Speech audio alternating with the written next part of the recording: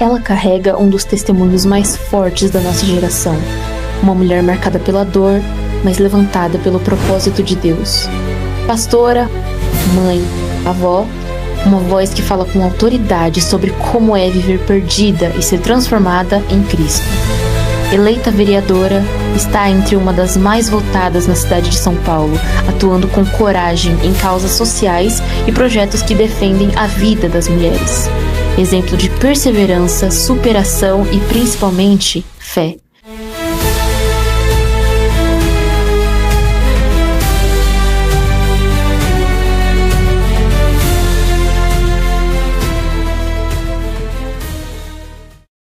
Isaías capítulo 43, o verso é o 13.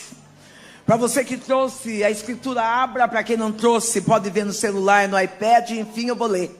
E diz assim, ó: ainda antes que houvesse dia eu sou, e não há quem possa fazer alguém escapar das minhas mãos. Operando Deus, quem impedirá?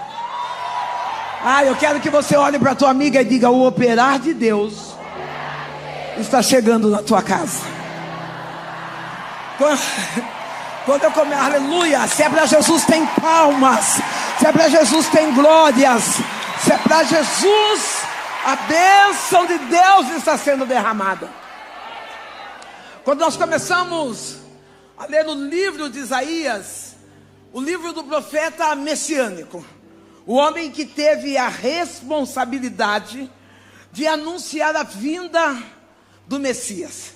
Isaías, ele está falando não de coisas que aconteceram, mas daquilo que irá acontecer. Só que o povo de Israel, ele está com a mente cauterizada. O povo de Israel já tinha passado por bênçãos, mas estavam agora passando por vergonha. E naquele momento de vergonha, eles achavam que não tinha como Deus retirar ele daquele tempo. Ei, eu tenho uma palavra profética para você nessa noite. Deus é aquele que tem o controle do tempo. Isaías está conversando com os israelitas e ele tem que fazer um papel de mentor.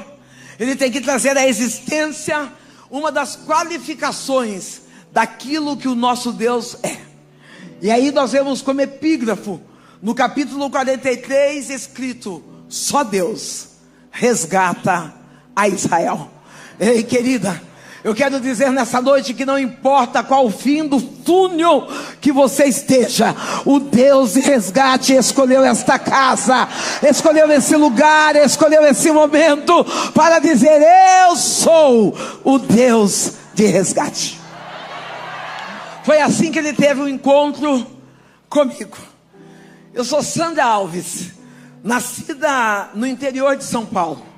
Uma menina que veio de uma família vulnerável. Às vezes, ou melhor, quando eu comecei a contar o meu testemunho, eu relatava e fixava muito na pobreza que existia dentro daquela casa. Da pobreza de alimentos, de roupa, calçados.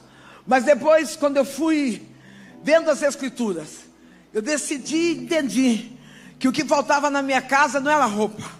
O que faltava na minha casa não era comida. O que faltava na minha casa era a presença de Deus. Não, talvez você chegou aqui dizendo: pastora, eu tenho casa. É porque ter casa é fácil de ter, difícil é ter um lar. Não, ter uma casa num condomínio, ter uma casa num bairro nobre, ter uma casa no melhor ponto de Juazeiro, isso aí todo mundo consegue ter. Difícil é ter um lar onde a presença de Jesus constantemente está lá. A minha casa era uma casa de ruínas. Meu pai, um homem alcoólatra, dependente do vício, onde ele bebia 3 litros de pinga por dia. Minha mãe, uma mulher escondida nas dores. E no meio dessas dores, é lógico que ela também se apoiou no vício. Eu lembro na minha casa, as histórias que tenho, não são histórias de sentar à mesa. Não são histórias de comermos juntos. O que eu lembro é, aos domingos, o meu pai me levava até a ponta da feira. Na ponta da feira tinha um bar específico ali. Ele ficava no bar e eu, enquanto criança, Eu ia catando os alimentos do resto daquilo que sobrou da feira, para ser o mantimento da nossa casa. Eu lembro aquele homem bêbado, e por diversas vezes eu sentada ali na calçada, os amigos dele é que pagavam doce, é que me davam água. Eu lembro aquele homem bêbado, nos seus dias ruins, ele fazia xixi na jarra e colocava dentro da geladeira, para que eu e minha mãe viéssemos beber. Eu lembro aquele homem ruim, que não exercia uma das maiores missões que um homem pode exercer, que é a missão de sacerdote dentro de um lar. Na minha casa, ou na casa dos meus pais, eu vou dizer esgoto, mas eu não sei se é esgoto ou se é fossa. Eu lembro que entupiu. Nós morávamos num terreno onde tinham 7 casas e o único banheiro centralizado. Eu lembro que entupiu aquele banheiro, e não sei porquê, porque eu era criança, mas eu sei que a pessoa que foi lá quebrou uma vala no meio da cozinha da minha casa. Minha casa tinha um quarto e a cozinha. No meio daquela cozinha, com aquela vala aberta, meu pai, se tomar uma atitude de homem, de cuidador, a minha mãe coloca papelão para tapar aquelas valas. Um dia eu almoçando arroz com arroz, criança, cheia de sonhos, cheia de projetos, sapeca. Eu olho para aquela vala, no cocô tem vestígios de carne, de verdura, e eu falo: mãe, esse cocô não é nosso, porque nós não comemos carne hoje. Eu sei o que é viver na miséria, eu sei o que é viver em extremo estado de pobreza. A minha mãe, com pena de mim e talvez dela também, ela foi conquistar a sua liberdade financeira, porque minha mãe sentiu as agressões da violência doméstica em todos os âmbitos, em toda a esfera da vida. Ela foi agredida no físico, no financeiro, no emocional. Ela vai trabalhar, e a patroa dela, movida de amor, no último aniversário que nós passamos juntos com meu pai, aquela patroa chega com uma lasanha em casa de presente para minha mãe. Minha mãe, com o coração alegre, pega aquela lasanha, agradece a patroa, e quando a patroa vira as costas, meu pai toma a lasanha da mão dela e faz cocô em cima, para que nem eu e minha mãe viéssemos comer aquela lasanha. Ele fazia questão de nos humilhar, ele fazia questão de lembrar todos os dias de que ele era o homem, de que ele era alcoólatra, de é ele que quem mandava naquela casa. Eu sei que esse vídeo com certeza vai alcançar alguns homens, e com certeza talvez a minha voz ainda se embarganhe em alguns pedaços desse testemunho, porque tudo que eu sonhei na minha vida era ter um abraço do meu pai. Tudo que eu sonhei na minha vida era poder ter olhado um dia sequer, segurar na mão do meu pai e dizer: meu pai. Eu tenho uma amiga que é uma amiga chegada minha.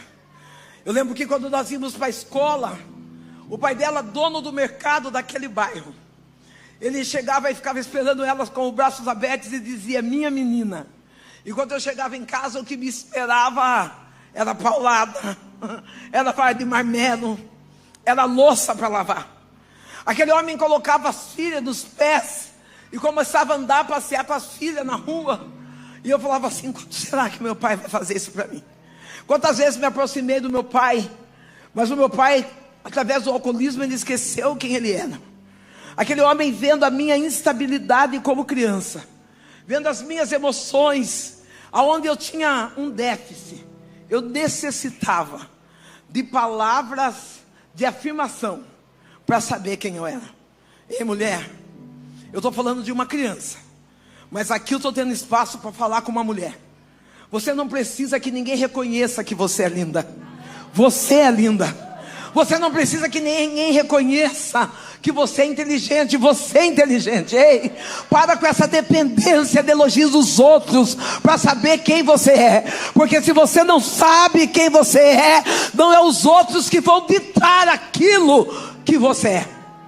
Com 8 anos de idade, aquele homem, ele me viu chegar com um desenho e ele disse: Sandra, você fez desenho também? Eu falei: eu fiz. A mesma idade da filha dele. Eu falei: eu fiz. Ele falou: deixa eu ver. Ele olha para os desenhos E ele fala: que desenho lindo. Você é muito inteligente. E devolve o desenho para mim. Eu não sei se passou 2 dias ou se passou 1 mês. O que eu sei é que logo logo ele pegou outro desenho. E pasmem, quando eu menos esperei, eu estava sendo estuprada por aquele homem. Eu passei pela dor da pedofilia. Quantas das vezes eu entrei naquele mercado, entrava dentro daquele banheiro, colocava os órgãos íntimos dele na minha boca, ou vice-versa, para sair de lá com uma lata de sardinha, para sair de lá com 2 pães, para sair de lá com um bife. E ao chegar em casa, nunca meus pais perguntaram: como você trouxe? Da onde veio? Eu não sou terapeuta, então eu não tenho uma palavra específica para isso. Mas eu sei que com 12 anos de idade, eu já era com corpo de moça. Eu me desenvolvi. E aquele homem me abandonou. Eu poderia usar qualquer outra palavra, talvez a terapia possa dizer um outro nome. Mas o que eu senti foi a dor do abandono. Porque naquele lugar de dor e de vergonha, era o único lugar que eu me sentia amado. Talvez essa palavra está caindo para você. Nesse lugar onde você está sendo agredida, no físico e no verbal. Nesse lugar onde você chega e diz: sai, vai para fora. Você não presta, você é gorda. Algumas pessoas olham e dizem: eu não sei, essa mulher não tem vergonha na cara. Porque ela não sai, porque ela não divorcia. É porque é nesse lugar, nesse único lugar, que você está se sentindo amada. Não, talvez você, para se sentir amada, está ocupando o seu lugar no casamento de alguém. Eu vim aqui para dizer que Deus não tem negócio com amante, Deus tem negócio com a igreja. Deus não te chamou para você ser segunda opção de alguém. Deus não chegou para você ser tropeço na vida de alguém. Hoje Deus vem para resgatar a tua história, dizer: tu é filha minha, releia, choa, e do jeito que tá não fica. Redecabassuia, relebandeceio, choui, releia, chou de quiha. Eu sinto o doce Espírito Santo esquadrinhando corações nessa noite. Eu sinto Deus aliançando a vontade dele junto com a minha e a tua, para dizer: eu resgato a tua história. Com 12 anos de idade, nós mudamos de casa, mudamos de ambiente, mudamos de bairro, mudamos de vizinhança. Nós fomos morar, e eu creio que foi um trajeto de Deus, Natália. Nós fomos morar bem próximo de uma igreja evangélica. Para ir no mercado, passava na igreja. Para voltar do mercado, passava na igreja. Escola, ali era o itinerário, a rota da nossa casa. A minha mãe, ela se ingressa na religião chamada candomblé. Todas as vezes que nós estamos indo para o candomblé, o meu pai está ouvindo o barulho daquela igreja. Ele diz assim: que povo estranho, hein? No meio de tantas dores, no meio de tantas ruínas, no meio de tantos fracassos, eles se reúnem para glorificar a Deus. Ei, eu estou dando um código para você nessa noite. Juazeiro parou para dizer como foi que conseguiram levantar um exército de mulheres. Não, eu sei que existem mulheres com traumas, eu sei que existem mulheres feridas, mas as suas dores não te deixou amarrada dentro de casa. Você veio para glorificar ao Senhor dos exércitos. Ei, a sol é dessa. Levanta a mão comigo para adorar o eterno. Levanta a mão comigo para agabaçaia. Levanta a mão para engrandecer a esse Deus que é vivo, que mediante as dores te colocou de pé para adorar a Ele. Meu pai, ele ficava indignado, porque as dores dele eram curadas na cachaça. As dores dele eram curado na prostituição. Meu pai era um homem tão sem índole, que ele traía minha mãe na cama da minha mãe. Minha mãe foi ficando uma mulher murcha, uma mulher que não existia. Um dia do nada, porque Deus faz milagres em dias improváveis. Um dia do nada, meu pai entra na igreja, 37 anos de idade, um jovem. Ele entra na igreja e quando ele volta, ele diz assim: Benedita, eu entrei na igreja dos crentes. Minha mãe falou: é? Ele falou: e Deus falou para mim que Ele está me preparando um lugar. A minha mãe não entendia. A minha mãe não estava pegando a senha de que Deus estava escrevendo uma nova história. A minha mãe pega a Bíblia que está na mão do meu pai e começa a bater no meu pai. Ela fala palavrões e diz: você está louco? Você acha que agora é hora de você inventar de ser crente? E o meu pai, que era acostumado a bater nela, meu pai que era acostumado a ofender com palavras, ele está parado. As lágrimas descem dos olhos.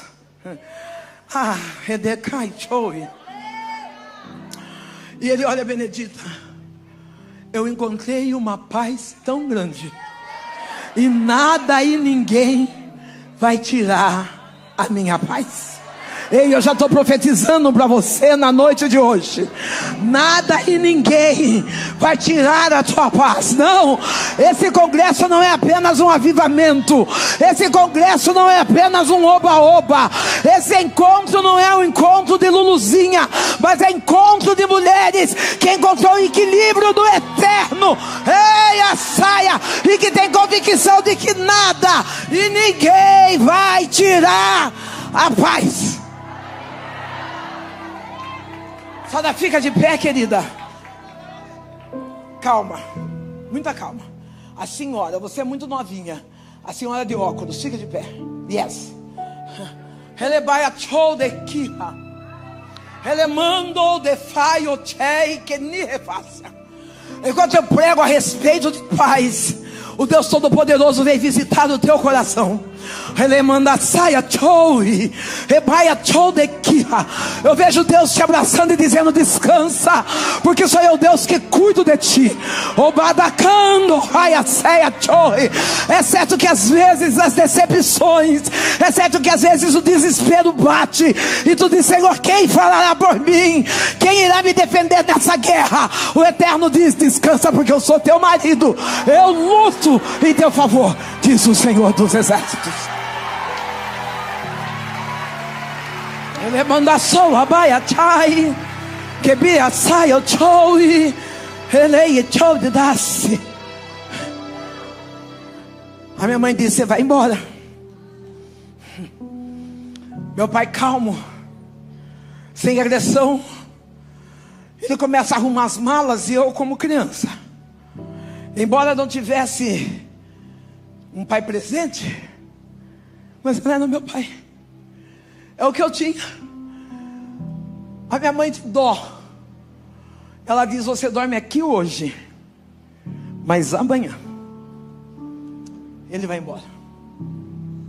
Meu pai dorme no meu quarto. Nós já tínhamos mudado de casa.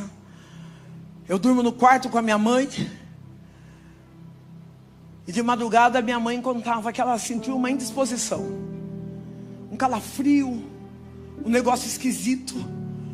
E ela levantou, e ela foi acender vela para os seus Exus, foi riscar ponto na cozinha de casa. Quando ela termina de fazer aquela entrega, ela vê uma sombra passando por detrás dela, e ela diz: tem gente dentro de casa. Ela corre para o quarto do meu pai e diz: Gico, Gico, acorda, tem gente dentro de casa. O meu pai estava morto. Deus realmente preparou o lugar. Ei, essa palavra profética é para você, viu?